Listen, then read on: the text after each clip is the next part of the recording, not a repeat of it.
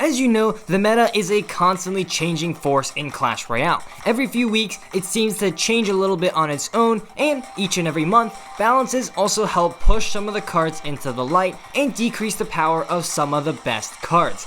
Hey guys, it's Ryan here, and today I'll be giving 4 cards that are pretty controlling and dominant in this meta. In fact, I would say that the meta currently evolves around these 4 cards. Now, I'm not saying every card on this list needs a nerf or a change, but these are at least some of the best and most effective cards to run in almost any deck. Now, before we get into it, if you could drop a like and subscribe to my channel, as well as follow me on my socials, links will be in the description. That would be very much appreciated. Any support does help out the channel. And without further ado, let's get right into the list. Number 1.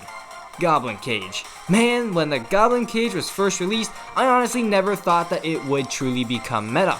But after a gargantuan buff in the last July balance update, it has very quickly found its way into many different decks. First things first, the Goblin Cage has quite a bit of HP already, and as a building, it can be played very reactively or just as a passive play. In fact, it's kind of like an investment play.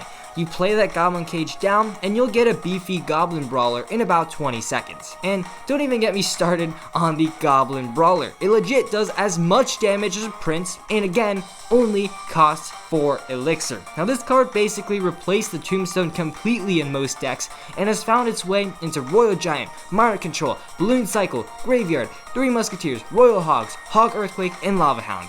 Wow, if that doesn't scream meta warping, I don't know what does. Number 2. Barb Barrel.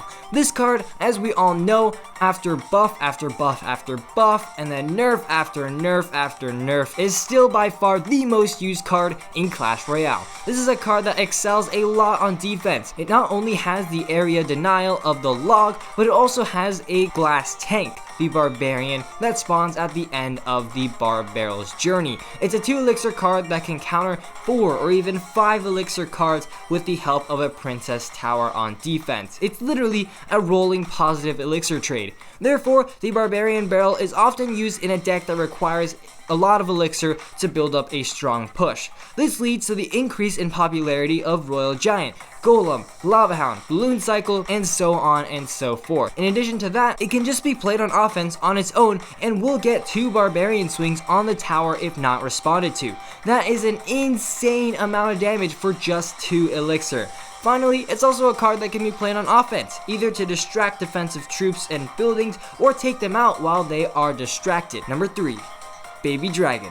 Now, the Baby Dragon is a card that has been sneakily popular in this meta, being the 3rd most used card in the entire game, only behind the Barbarian Barrel and the Snowball. And boy, is this card popular, seen in Beatdown, Pekka Control, Lava Hound, Royal Giant, and so on and so forth. Why? Because the Baby Dragon is a super niche card in the game. In fact, there is no other card in the game that flies, is a mini tank, and does splash damage. This makes it a very unique card, dealing area denial while being super difficult to take out on an offense or defense. Not only that, its spelches also do a good amount of damage as well, and especially with a tank in front of it, its big range can easily snipe out not only supporting units, but also connect onto that tower. And don't even get me started on that splash damage, being able to solo almost every spam unit in the game on its own. Number 4. Miner. The Miner, ever since release, has been a card that has just completely took the meta by storm, and it has consistently been the most used win condition of any card in this meta. In fact, it's become the crux of several different archetypes, including Bait, Giant, Control, Lava Hound, and so much more. Why? Because Miner is another card similar to the Baby Dragon that simply has no other substitute. I mean, no other true card is a mini tank type unit that can be sent anywhere in the arena.